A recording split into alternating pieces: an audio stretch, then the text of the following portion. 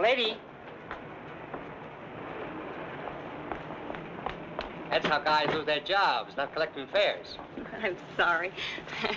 I guess I'm a little excited. Thank you, lady.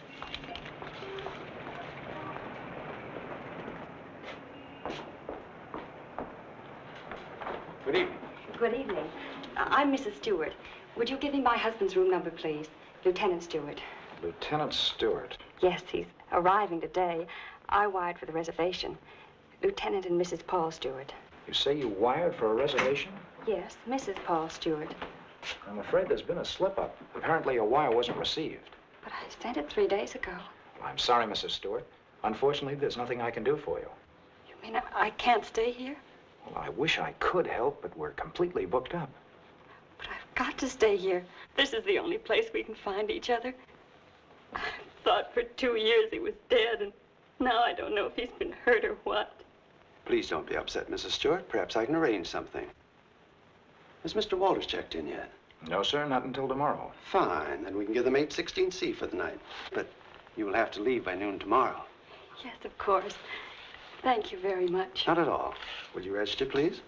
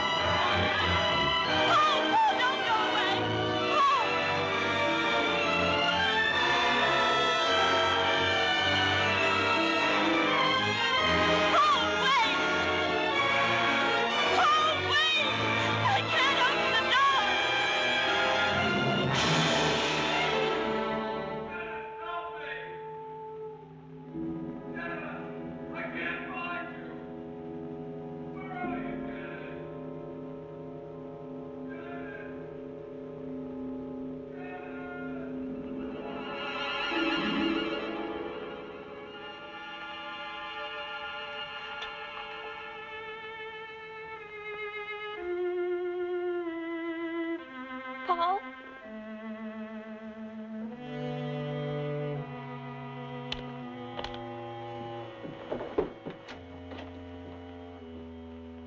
Paul!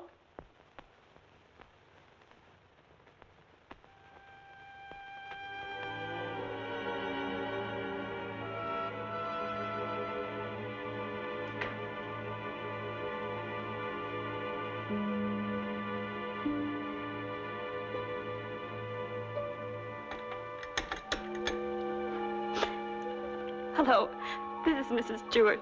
Did my husband come in? No, thank you.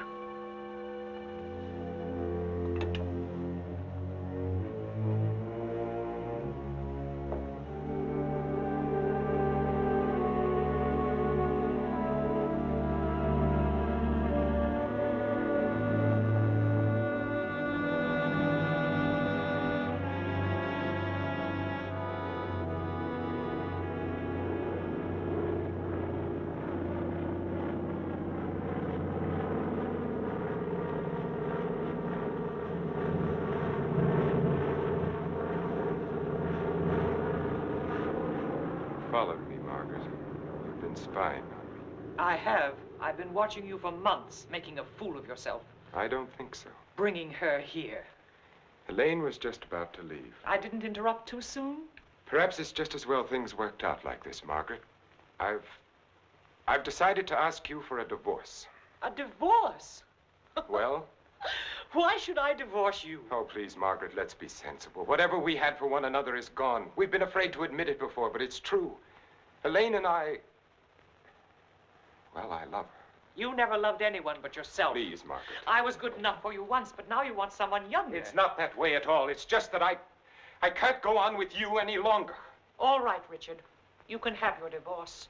You're right, we are strangers. But I have some pride, and no one's going to think you've cast me off like Margaret. that. You want your precious Elaine, and you can have her. But people are going to know the truth. I'll start right in by telling the room clerk you've been entertaining your girlfriend in our apartment. Then I'll call the newspapers. Careful, cautious Richard. Destroying everything he is for the sake of a cheap Get little... away from that You phone, asked for it, Margaret. and you're going to get it. Leave that phone I'll enjoy alone, telling Margaret. your friends Leave that you that and your phone little lover alone. have been up to... I hate you.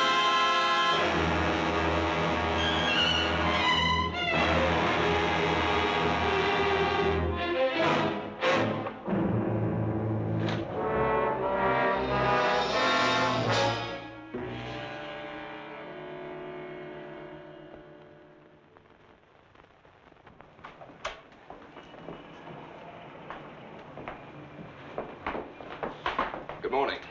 Good morning, sir. I'm Lieutenant Stewart. Oh, yes, Lieutenant. We've been expecting you. Your wife's certainly going to be glad to see you, sir. Mr. Blake, this is Lieutenant Stewart. Mr. Blake's our manager. Lieutenant, you really had us worried. I'm glad you finally got here. For a while, I wasn't sure we'd make it. The weatherman threw the book at us. Well, you're in for a real welcome. 816C, boy. Oh, that's all right. I'd kind of like to surprise her. Very well, sir. Thanks.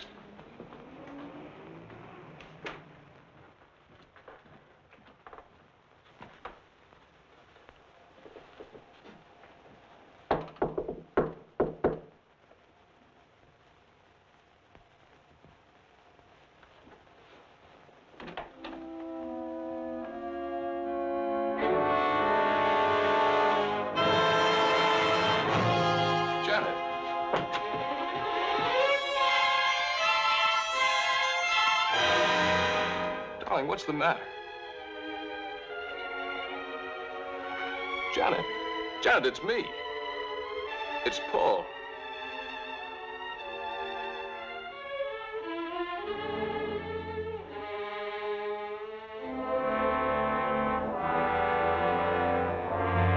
Janet.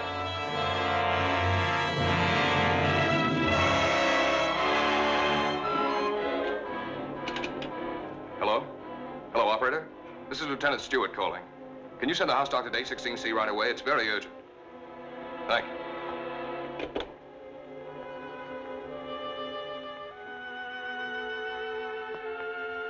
Well?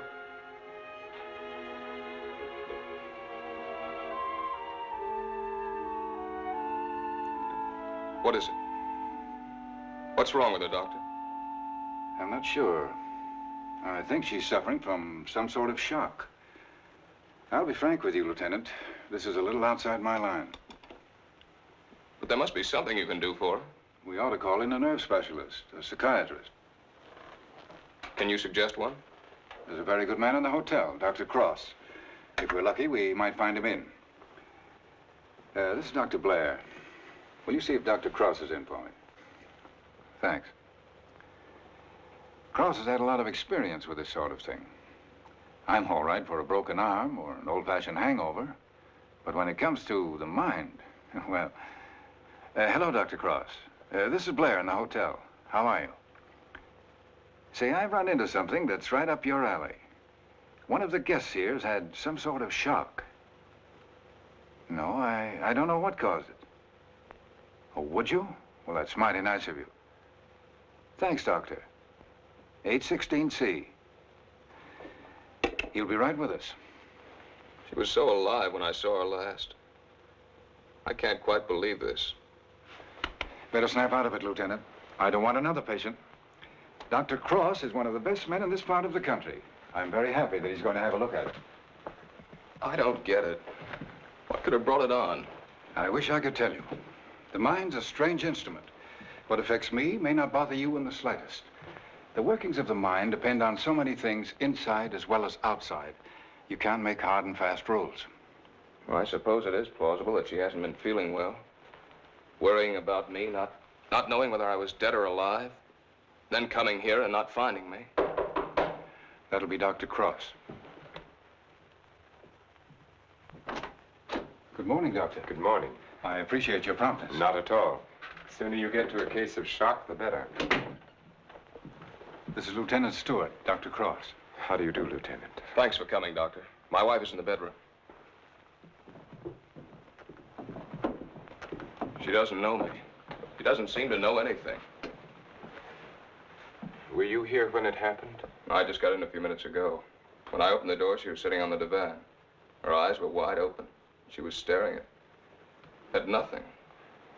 Did you notice anything peculiar about her actions when you saw her last? I've been a prisoner of war for 2 years. I've just come home. Oh, I see. She's had a rugged time of it, all right. First thinking I was dead, then hearing from me. On top of all that, my plane was 12 hours late. Would you say that she was a nervous, imaginative girl? No, sir. I've known her all my life. We came from the same small town in Michigan. Went to school together. She's just a nice kid. What's wrong with her, Doctor? She's had a nervous collapse, went into shock. Where did you find her?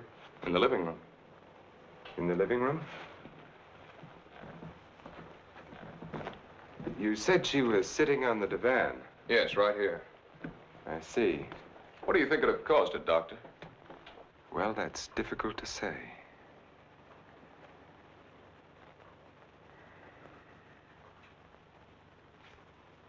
You have no idea how long she might have been sitting there.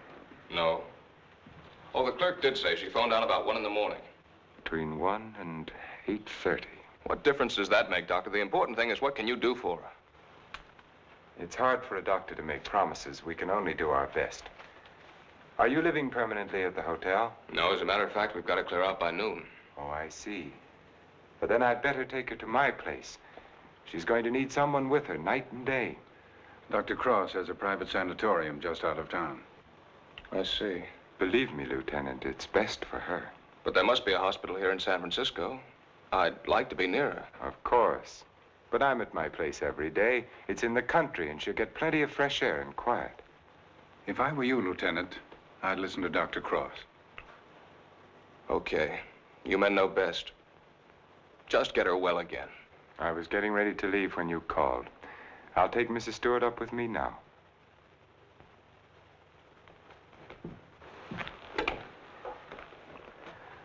Hello, this is Dr. Cross. Will you get my office, please? I'm going along with her, Doctor. I'd rather you waited, Lieutenant, until I've been able to give her a thorough examination. It's quite possible your presence may excite her and do her more harm than good. It's just that it's been so long since I've seen her. Why don't you drive up with me tomorrow? Miss Jordan, will you call the hospital and tell Miss Hatfield to have a room ready for a new patient? We'll be there shortly. Yes, that's right. You pick us up at the hotel. Right. You'd better pack a bag for your wife, Lieutenant. Thanks, Doctor.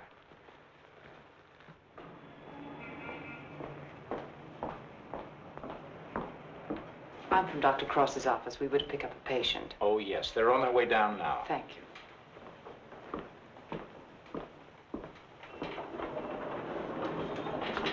Your car's waiting, Doctor. Thank you. This is Miss Jordan from my office, Lieutenant Stewart. How do you do, Lieutenant? Mrs. Stewart has had a nervous collapse. What a shame. Don't you worry, Lieutenant. We'll soon have her well again. You'll call for me in the morning, right? Yes, I'll pick you up at 11:30.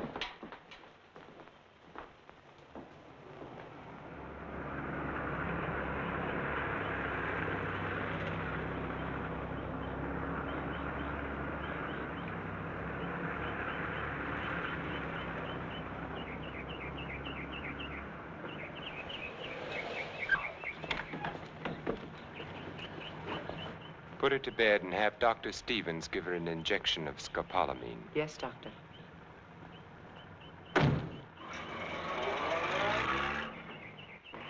Miss Hatfield, Good morning, Doctor. your patient is coming in at the ambulance entrance. You have a room ready? Yes, I have, sir. Thank you.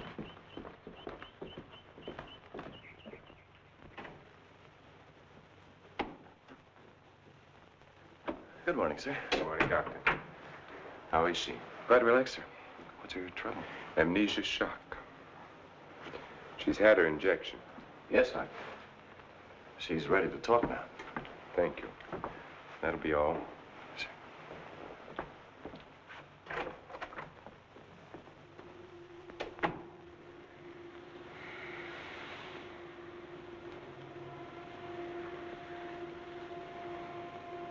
I'm Dr. Cross, Mrs. Stewart. I am your friend. I'm here to help you. I want you to think. You're going to remember things now. You went to meet your husband at the Belmont Arms. Do you remember that? You were worried about Paul. He didn't arrive on time. You were too nervous to sleep. Did you walk out on the balcony? Yes. I walked out on the balcony. See, you can remember. Now, what did you see from the balcony? They were quarreling. You heard them distinctly? I... Did you hear them distinctly? He's trying to stop her. He's going to hit her. He's hitting her head. He's killing her. Who? Who's hurting the woman? That man. He's her husband. He's killing her.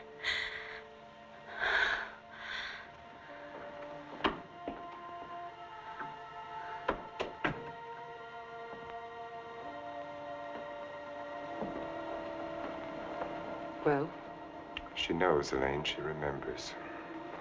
Her room was opposite my apartment. She walked out on the balcony. She heard everything.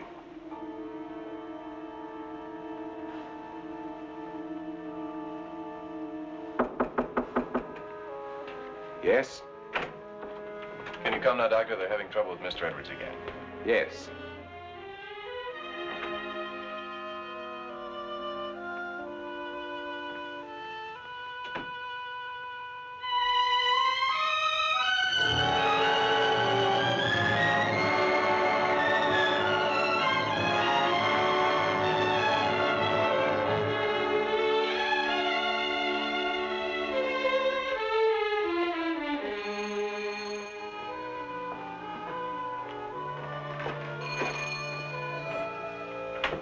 Darling, I didn't think you'd ever get here.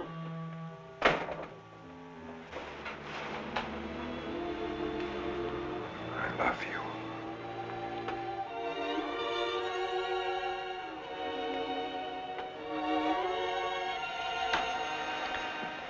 You've got a headache. I can tell from your eyes. Yes, it's bursting.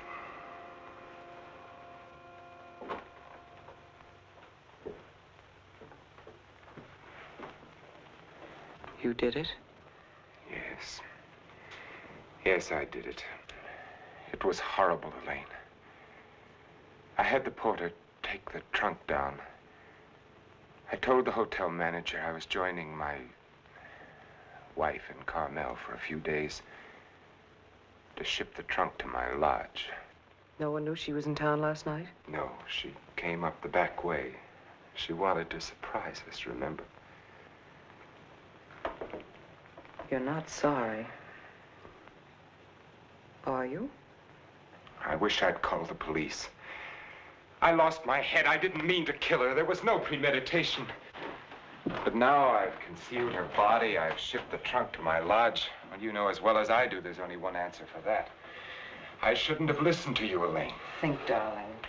What would have happened if you'd called the police? Manslaughter means 20 years. What would that have done to you, to us? I don't know. Would you have wanted it that way? Now no one knows. We're safe. You're forgetting Janet Stewart, aren't you? She knows. What if she talks? I haven't forgotten her. She can't tell what she's seen as long as she's in this condition, can she? The shock will wear off in a couple of weeks at the most. It'll wear off if you let it, Dick. Elaine, I'm a doctor. She'll talk only if you let her. You mean too much to me. It's the only way out, Dick. It's the one and only way out for us. I don't know, Elaine. I've got to think.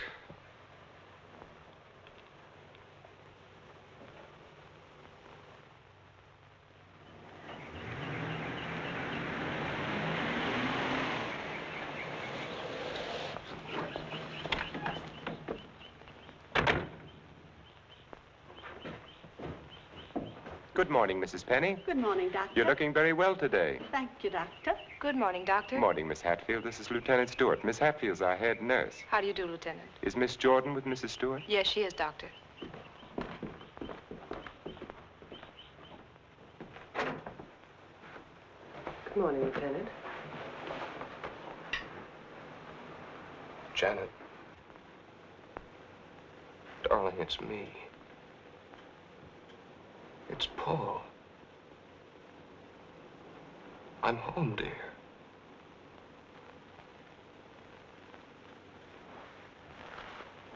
She's worse. Not really. She was restless, and we gave her a sedative. You've got to be patient, Lieutenant. It's going to take time. And you must try to stop thinking of your wife as she was. You see, when you were reported killed, she had a terrible time adjusting herself, but she did. Then when the news came that you were alive and on your way home, it was hard for her subconscious to accept that because the first adjustment had been so difficult. Then, of course, when your plane was late, she thought she'd been tricked, that you'd never sent that wire. Don't try and let me off easily, Doctor. Give it to me straight. Tell me, can you help her? That's a very difficult question to answer. Sit down, Lieutenant. The mind is a delicate, fragile thing. It's almost as intangible as faith. And that's what you're going to need. A lot of faith in yourself and in your wife and in me. Please don't think I haven't faith in you, Doctor, because I have. But yesterday, after you left with Janet, I needed someone to talk to. Of course. So I went to the Army hospital and I talked with some of the doctors. I told them Janet was in your care. They said that I couldn't find a better man. But, well, you know how it is. I figured that maybe two minds might be better than one. And I asked if another opinion mightn't help. Well, that's perfectly understandable. If you want a consultant, by all means, bring one in. Thanks. They recommended Dr. Franklin Harvey. Harvey? Well, I studied under him. He's probably the best man in his field. Oh, that's swell, Doctor. I was a little embarrassed. I didn't want you to think that... Not at all. I'll phone Dr. Harvey and have him out here. Good. Well, I might as well go back to town. If it's all right, I'll run out again tomorrow. For Mrs. Stewart's sake, I'm going to have to ask you to observe our regular visiting days, Sundays and Thursdays. I'll phone Dr. Harvey and try to have him out here Thursday so that you can talk with him then. Okay, we'll make it Thursday. Oh, I thought you'd like to know, Lieutenant. She's resting quite easily now. Thanks. Goodbye, Doctor. Miss Jordan. Bye.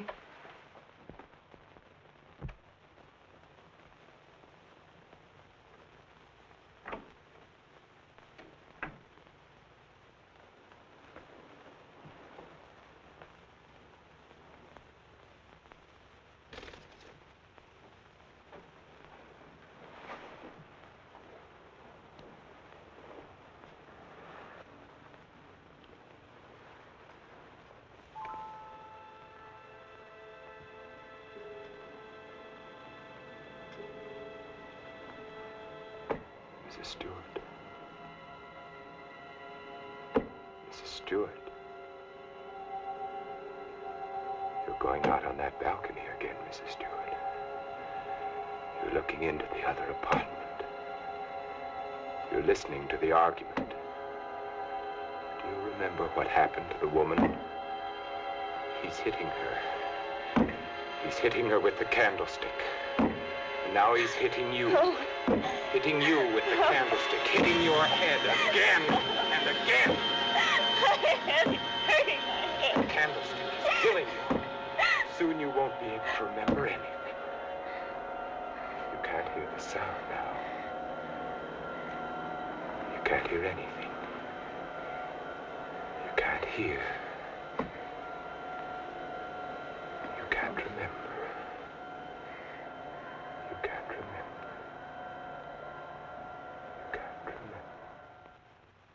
Edward's condition is deteriorating rapidly. If this continues, we will have to take steps to put him in a more suitable institution. She's exhausted. You haven't got far to go.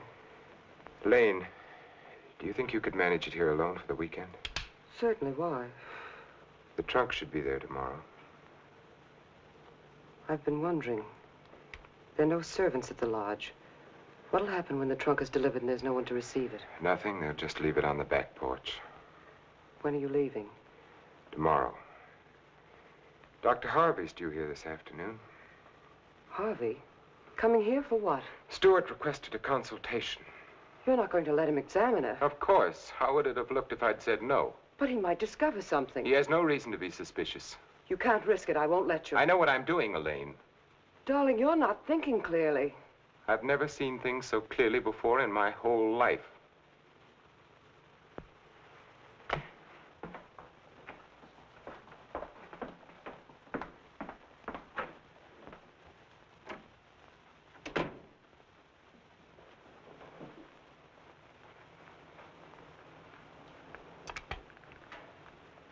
You'll send me a report on her spinal test? Yes, Dr. Harvey.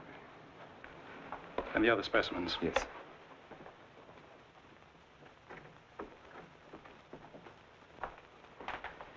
You know, Richard, I'm not sure I completely agree this was all brought on by her husband's late arrival.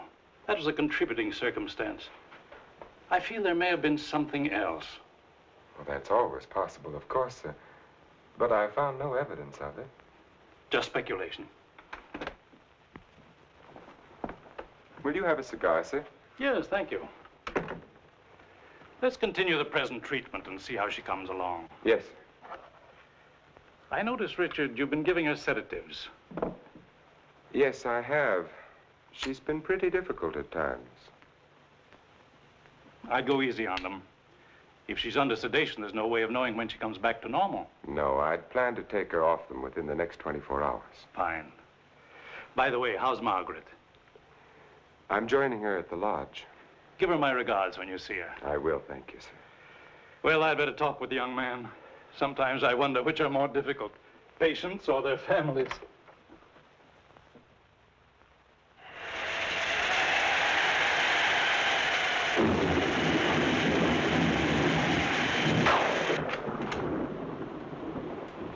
Hiya, beautiful. Hi. Yeah, what a night. You don't happen to know a blonde who'd like to relax with me, do you? That's what I thought you'd say. Coffee? Please. And poor Edwards, these storms don't do him any good. He kept ducking into his closet and slamming the door after him. Finally had to lock it. How's your patient? All right, I guess. I was talking with her husband. It's kind of tough coming home and finding a wife in that condition. Yes. Can't figure Dr. Cross's treatment. Why keep the poor guy from seeing his wife? I think it would have helped snap her out of it if she saw more of him. Dr. Cross doesn't want to get her excited. After all, the attack was brought on by worry over him. Yeah. That was close.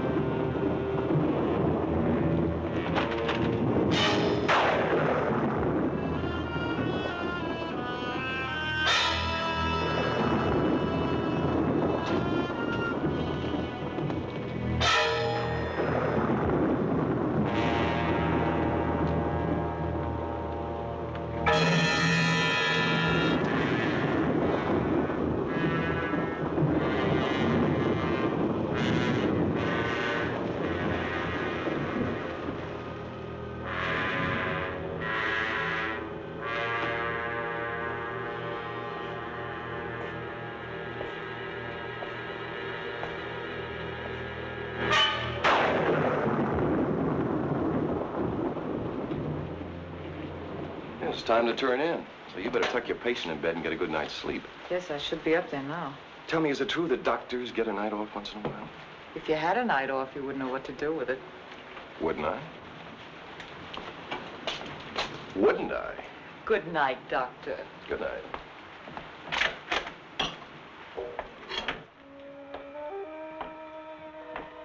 Well, another stormy weekend. It is my night off.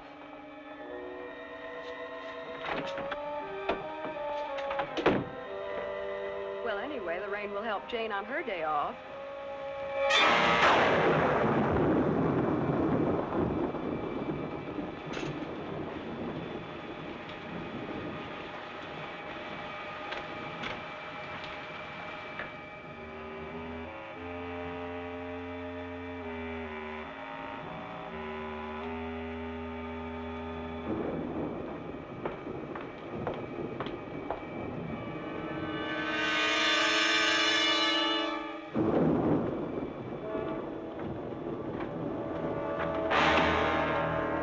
Who's there? Why, Mr. Edwards, you shouldn't be in here. Come, I'll take you back to Don't your... I?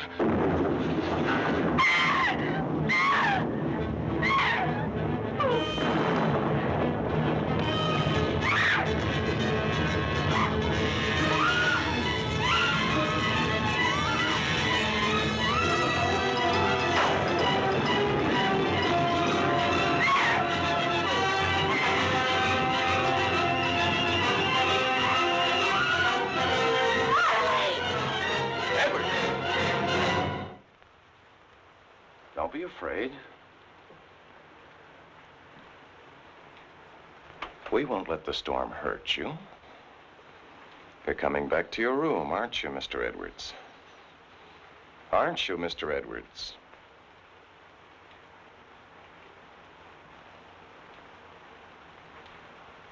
That's fine. Come along. Take care of him, Frank. Yes, Doctor. Come along, sir. Are you all right, Elaine? Yes.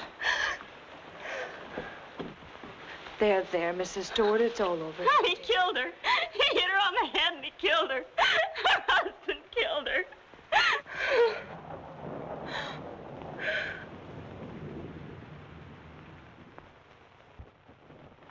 Edwards became very violent last night. This morning we found that he had a key hidden away. I ordered the lock on his door to be changed. As for Mrs. Stewart, she's suffering from hallucinations. She keeps insisting that she witnessed a murder, which obviously... Come in. Oh, hello, Lieutenant. They told me I'd find you here. I hope I'm not interrupting. Not at all. It's kind of rough, isn't it? Yeah. She's out of her head. She's got a crazy idea she saw a murder. What am I going to do? Ah, you're going to sit tight. She's in good hands. So they keep telling me, but... Oh, she's getting worse. Now, I'm thinking of taking her back to San Francisco, to a hospital there. I wouldn't do that if I were you, Lieutenant. Dr. Cross is tops, you know that. You brought Harvey in to consult. You can't do any better than that. But I can't just sit around and watch her get worse. I've got to do something. Lieutenant, I wouldn't try to kid you for the world. So far, we've tried to snap her out of it with quiet and rest and simple foods. Well, there are a dozen other things we can do. Electric therapy, insulin shock. Insulin shock. They use that in the Army on guys who blow their tops. Sure they do, because it often helps. But you're not going to turn it down on that account, are you? No. Well, then relax. The setup here is perfect. Everybody's rooting for you. Now, just take it easy. You mean that? Okay. Say, put in a couple of extra licks, Doc. I'd kind of like to take her home soon. Okay, Lieutenant. We'll do everything we possibly can for her. Goodbye, Doctor. Goodbye. Oh, I beg your pardon. Look at this. Mrs. Cross is dead. What? The body of Mrs. Margaret Cross, wife of the noted psychiatrist, has just been recovered from its resting place among the rocks at Point Lobos. Mrs. Cross has been missing since Friday night. Coroner Jess Haynes has pronounced the death accidental.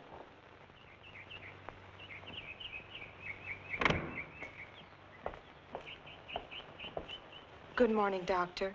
You have our deepest sympathy. Thank you.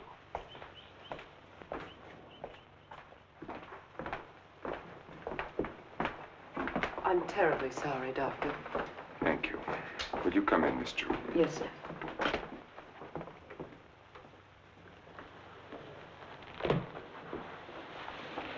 You're the perfect picture of a heartbroken husband. Am I? I've missed you. Driving back, there was time to think. I got to thinking about you. I asked myself, is she worth what I've done? Well?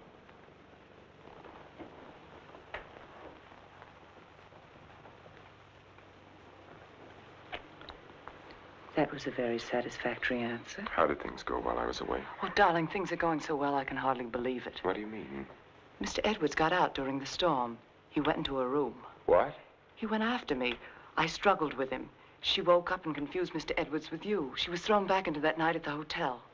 Oh, Elaine, that undoes everything I've tried to do. No, Stevens and Miss Hatfield heard her. They're convinced she's insane. Now, no matter what she says, they'll think she has hallucinations. I see. But you don't see, darling. Before you were trying to make her forget. Now she can talk her head off and no one will believe her. If we can encourage her to talk, convince her husband that she's insane, we can keep her here as long as it suits us. Then have her committed.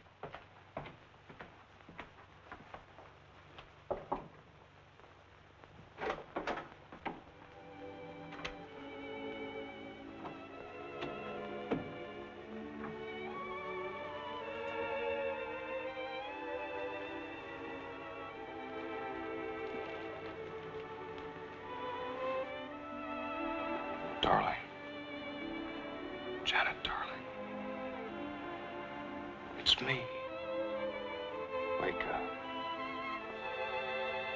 I'm here, dear.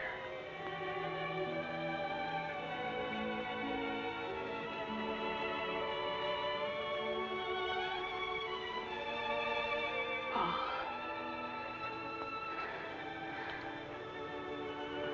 I've waited all night for you, darling. What took you so long? Don't worry, I'm with you now. We have to be out by morning, Paul. They won't let us stay. Lieutenant Stewart. You shouldn't be in here. Paul! It's him! Who is it, dear? Him! He killed her. He killed his wife. He picked something up, Paul, and he hit her with it. He was arguing with her, and he killed her. I know, dear. You've upset her, Lieutenant. You shouldn't have come in here. Come outside with me. Give her a hypodermic, nurse. Don't leave me here. You'll kill me. Come back. Easy, Paul, no. What is it, Doctor? What's happened to her? Lieutenant, I'm going to be perfectly frank with you. What you've just heard is something I've been afraid of. There are times when patients emerging from amnesia suffer from delusions. It doesn't happen often. I'd hoped it wouldn't happen in her case, but you heard her yourself. But why? Well, that's hard to explain. But if you come with me, I think I might be able to clarify it for you.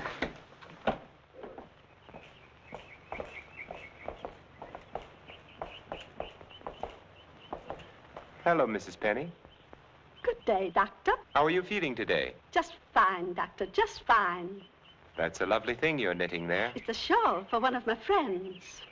Everyone here treating you well? Oh, yes, they're very nice to me. Dr. Stevens hasn't tried to kill me with that needle for a long while now. Neither has Miss Hatfield. Haven't I told you many times, Mrs. Penny, that no one here is trying to kill you? Oh, yes, they are. You all want to kill me. You're murderers, all of you. But I've learned. I'm too smart for you.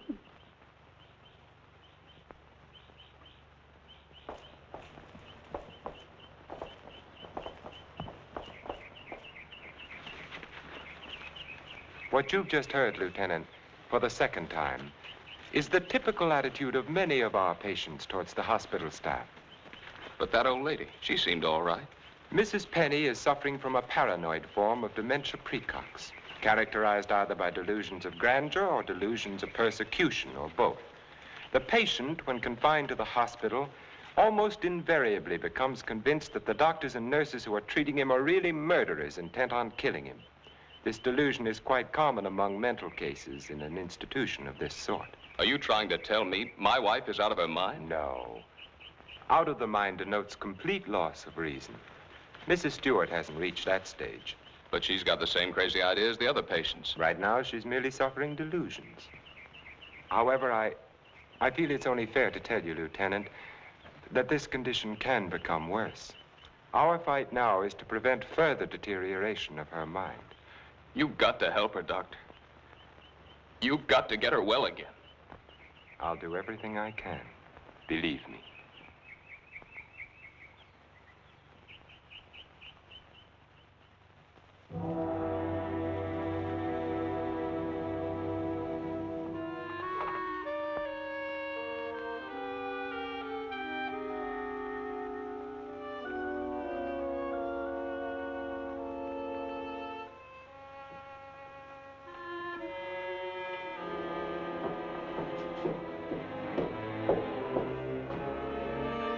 Come now, Mrs. Stewart, you shouldn't be out of bed.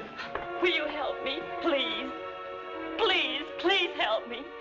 Get the police here, please. We don't need the police, Mrs. Stewart. You come along with me and everything will be all You right. don't understand. There's nothing the matter with me. I want the police. That doctor's a murderer. But you go back to bed and we'll call the police. Don't talk to me as if I were crazy. I'm telling you the truth. Orderly. Now come along, Mrs. Stewart. No one is going to hurt you. Everything is going to be all right. Go. Orderly! Let me go. No. I'm not crazy. I'm not crazy. I wish you could have been there to see her yourself. Yes, I heard about it this morning. She had the usual delusions. She kept insisting that you were a murderer. You know how they get. She wanted me to call the police. For a moment, she became very violent. I had to give her a sedative. I think we ought to do something about her. I agree with you, Doctor. I'll be in to see her in a few minutes. Thank you, sir. Thank you.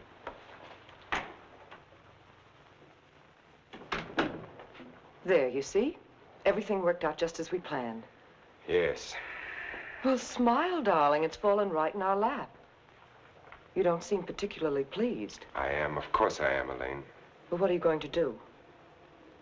I'm going to try to find something that will convince her that she's insane. You'd better get back to her now, darling. I'll be over in a few minutes. Right.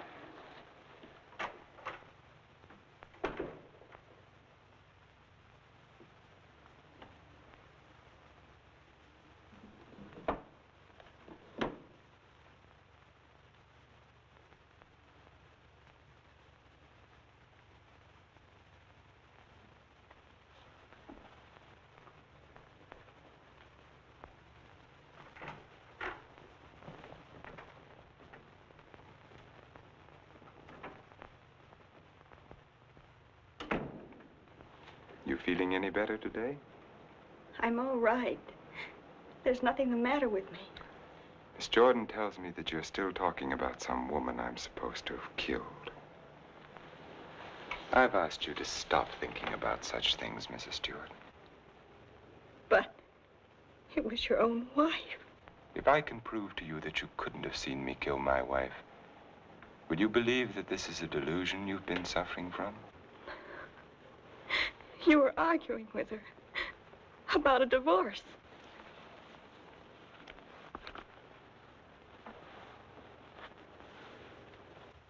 If you will look at the date on this newspaper, Mrs. Stewart, you will see that my wife died only a week ago.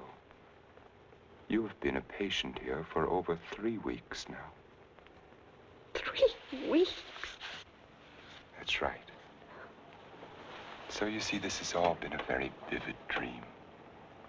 You must fight these dreams, Mrs. Stewart, or they're going to become worse, and we don't want that to happen.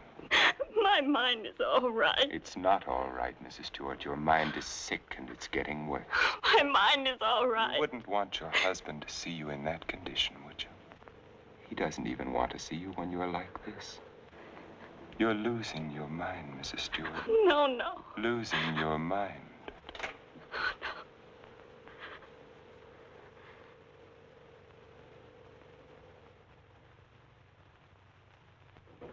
Thank you, Miss Hatfield. Dr. Cross, Yes? there's someone in your office to see you. Did I have an appointment? No, sir. He's from the District Attorney's Office of Monterey. Oh, yes, thank you.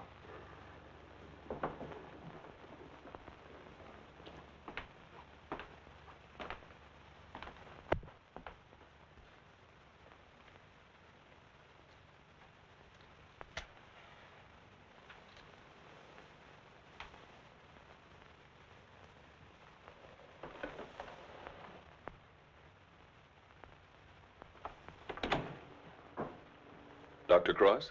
Yes? How are you? My name's O'Neill. I'm with the District Attorney's Office in Monterey County. Oh, yes. What can I do for you? It's in connection with your wife's death, Doctor. I thought the case had been closed.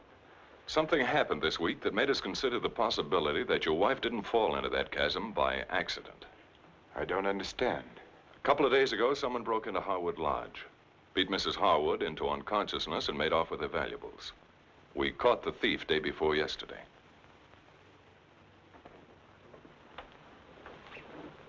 But what has that to do with Mrs. Cross's death? It may not have anything to do with it. It occurred to us that since the lodge was so close to your place, the man who clubbed Mrs. Harwood may have paid a visit to your wife. You've lived around Point Lobos for nearly 10 years. Mrs. Cross spent much of her time there. She must have known those cliffs pretty well, even at night. Yes. I'd hate to think that I'm not saying it was murder, Doctor. I'm just checking. Of course. I'll do everything I can to help you. I knew you'd feel that way about it. Have you checked your place to see if anything was missing? I'm sure there isn't, or I'd have noticed it. If it's all right with you, Doctor, we'd like to have Mrs. Cross's body exhumed. But the coroner said... It was only a routine examination. Well, I don't know as that's necessary, Mr. O'Neill. You've got your man. All we've got is a drunken old tramp who clubbed Mrs. Harwood and stole a little money and jewelry. We can't know about Mrs. Cross unless the body's exhumed. But it seems almost sacrilegious. Hasn't she been through enough? Haven't I? I'd hoped you'd be more understanding, Doctor. Naturally, we'll get a court order, but it would be much simpler if you... If this tramp killed your wife, you want to see him punished, don't you? Of course.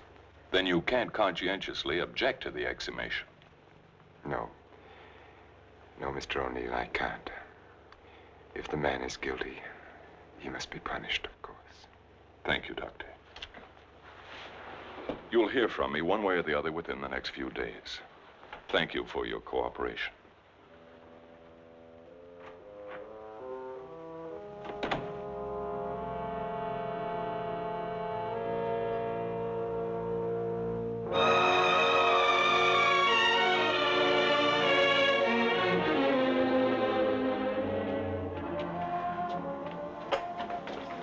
Darling, I've been so worried I didn't know what had happened to you. Where have you been? City. When you weren't here for dinner, I began to worry. What did the man from the district attorney's office want? They're going to exhume Margaret's body. You're not going to let them. I had nothing to say about it. They'd get a court order. But why are they? I don't think some prowler may have killed her. Prowler? They weren't looking for anything before. She slipped and fell and fractured her skull against the rocks. Now they may discover it wasn't the fall that killed her. They can't prove anything. No. Once they start asking questions, That's why I went to the city. I had to make sure that I hadn't overlooked anything in the apartment. Why didn't I report it in the first place? Why did I let you talk me into it? If it weren't for that Stewart girl, if they start asking questions and find her... Maybe they won't find her. We've taken care of everything else so far. If we have to, we'll take care of her, too. And you're not helping matters acting this way.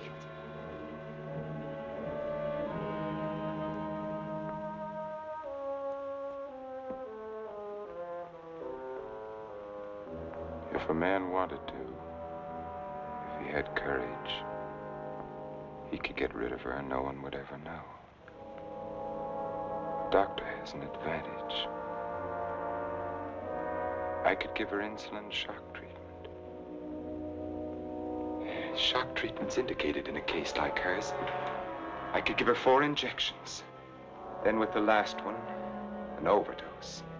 No one would ever know the difference. Then we'd be safe. No matter what the district attorney's office found, we'd be safe. They'd have nothing on us, Richard. We could get married then. You'd be yourself again, Richard. We'd find peace and quiet here, just the 2 of us. You don't think I'd do it, do you? Why not? Is her life more important than ours? I've had enough. Look, Elaine, I can't go on like this. Things keep piling up. First it was Margaret, and then tricking that child so that she'd forget. Then convincing her that she was insane. There's a limit beyond which even I can't go.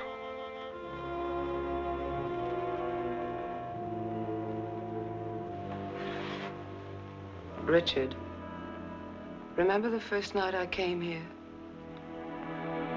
Remember?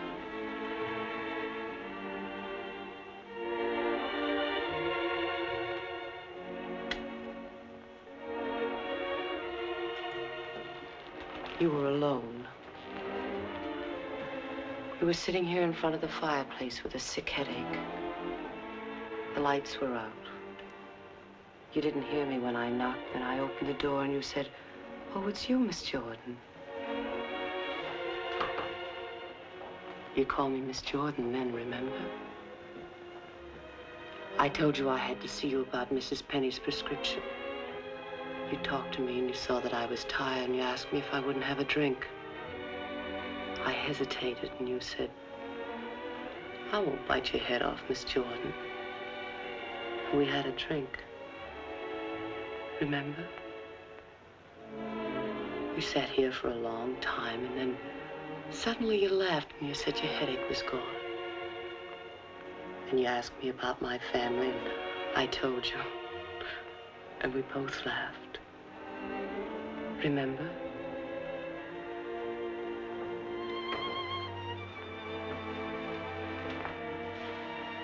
Then you took me in your arms. I know you remember that. I won't do it, Lily. I won't do it.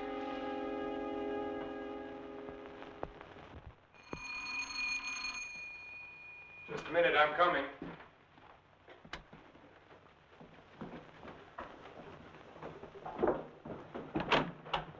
Hello, Doctor. Come in. I hope you hadn't gone to bed. No. They told me at the hospital I'd find you here. I didn't expect to see you so soon, Mr. O'Neill. I thought you'd phone me if there were any developments. I had to serve the papers. Oh, yes? Coroner's inquest subpoena. Now it's legal. What did the coroner find? Your wife was murdered, Doctor. Oh?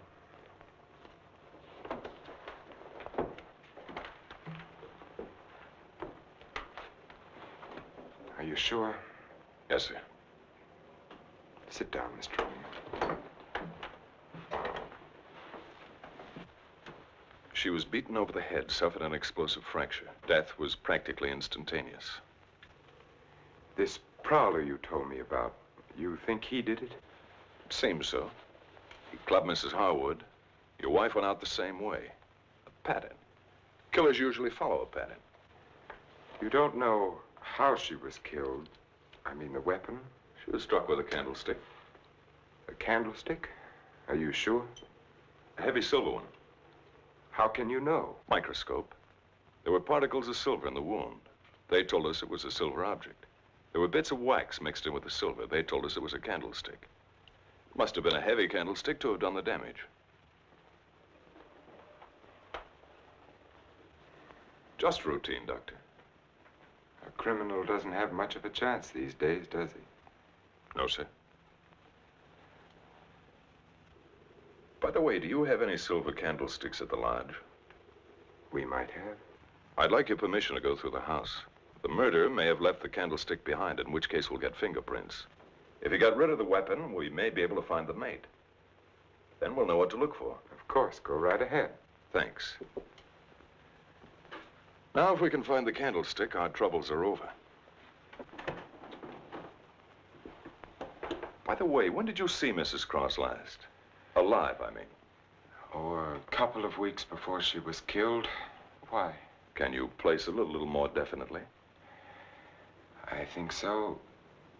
Things had been piling up around here, and I needed a change. So I drove down to Point Lobos on a Friday night. Anyone see you? I don't think so. Why? We're trying to fix the exact time of her death. Well, I'm not sure anyone saw me. I drove down there on Friday night, left there around 9:30 Saturday night. Well, it's not too important. Naturally, I want to do everything I can to help you, Mr. O'Neill. If I think of anything, I'll get in touch with you. Thanks. Sorry to bother you so late. That's all right. See you at the inquest. Good night, Doctor. Good night.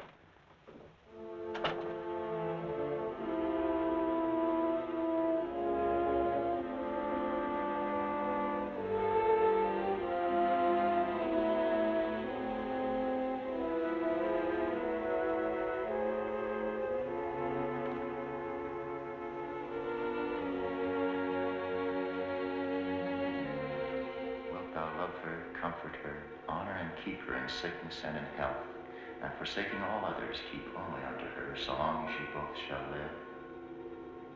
I will. What's the matter, Richard? You haven't been yourself lately. Something on your mind? Darling, what's happening with us? Richard, I must speak to you. People are talking about you and that nurse, Miss Jordan. How do you like my hair, Richard? Of course, I've had it dyed. Everyone says it makes me look years younger. I could give her 4 injections. Then with the last one, an overdose.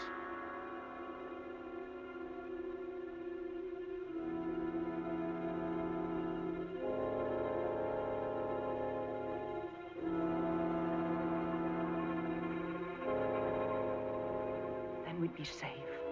No matter what the district attorney's office found, we'd be safe.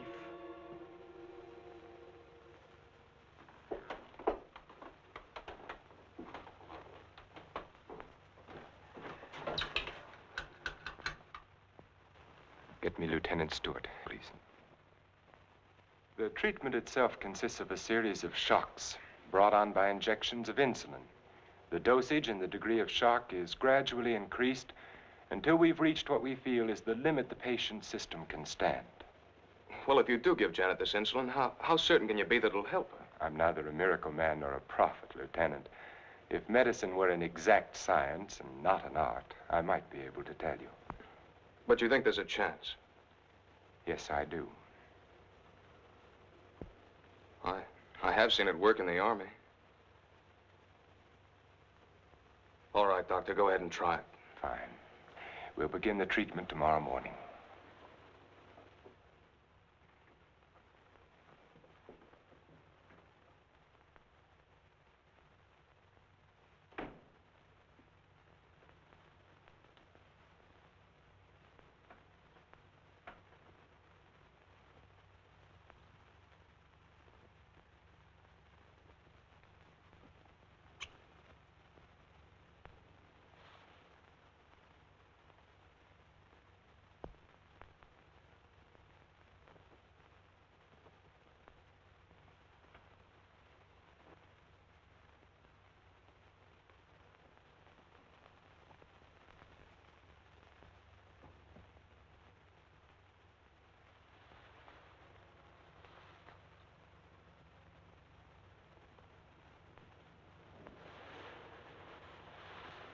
We'll give her about an hour and a half.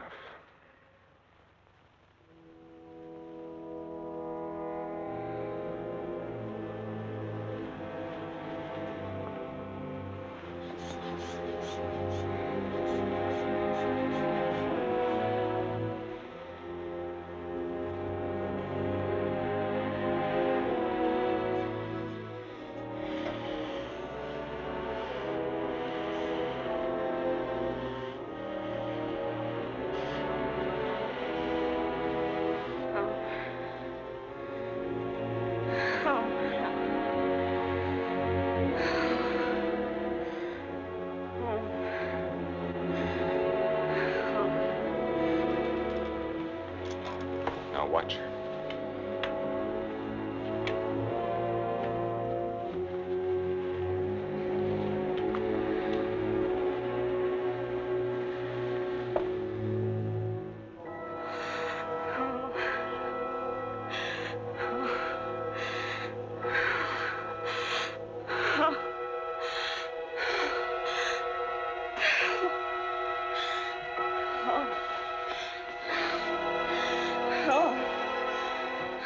Dextrose will bring her out now. No, Leon. No.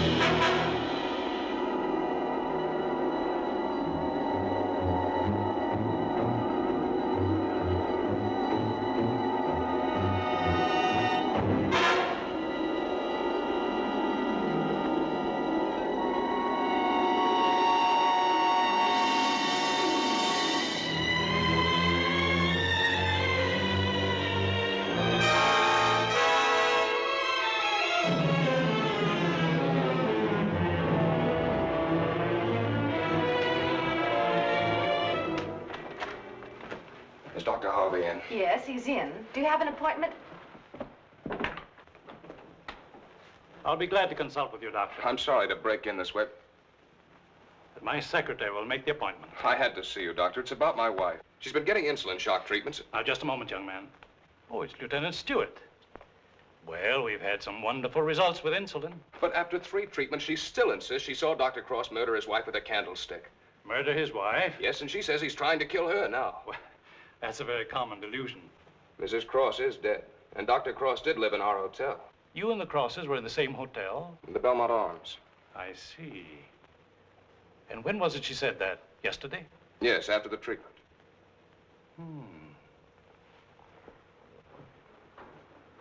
You realize it's hard to make generalizations.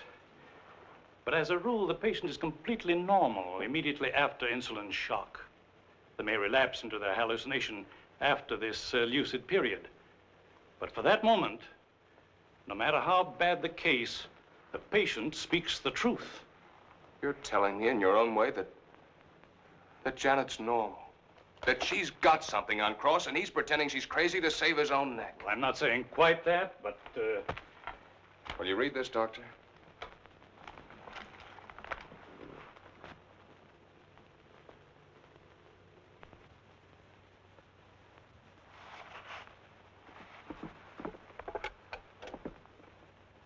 Get Dr. Cross at his sanatorium, please.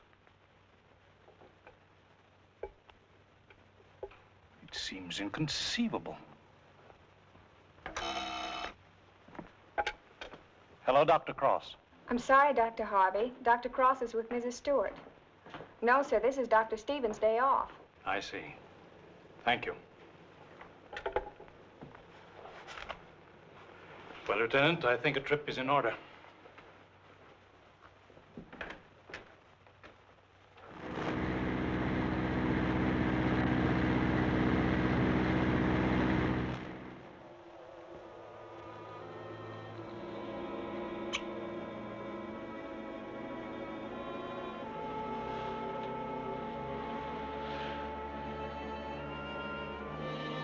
She's the only one who knows Richard.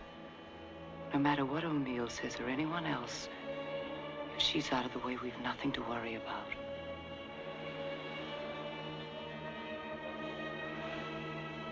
They can hint and guess all they want, but without her, they have nothing.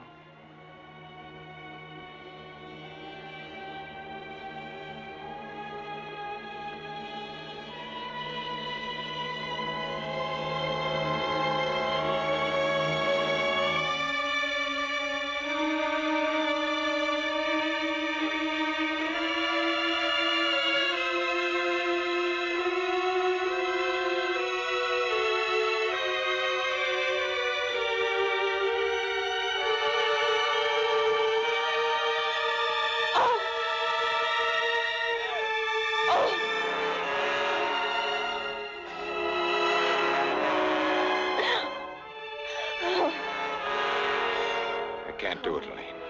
Dexterous. I've got to bring her out of it. No. No, you can't.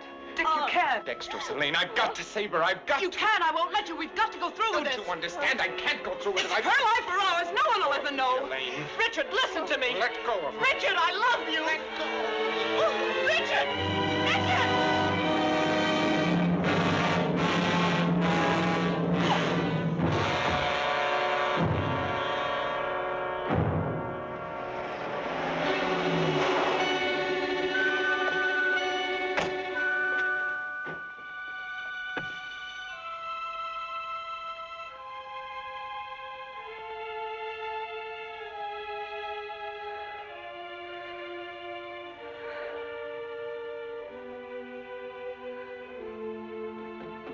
Dr. Cross, where is he? Mrs. Stewart. Come along, I may need you.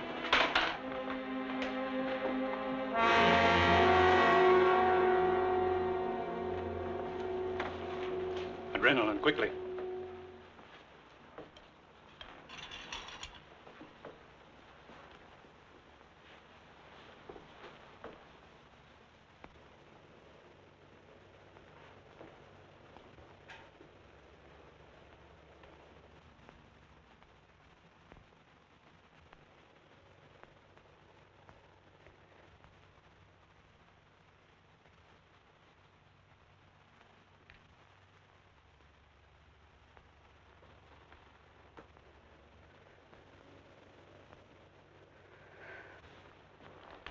Don't worry, son. She'll come out of it in a couple of hours, and you'll be able to take her home in 2 or 3 days. I'm very grateful to you, Doctor.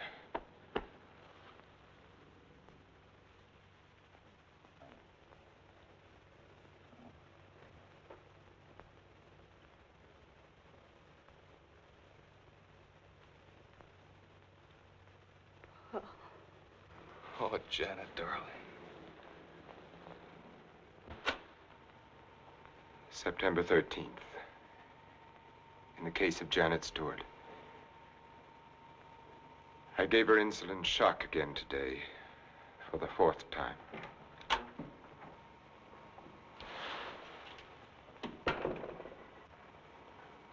Can you give me a minute? Thank you.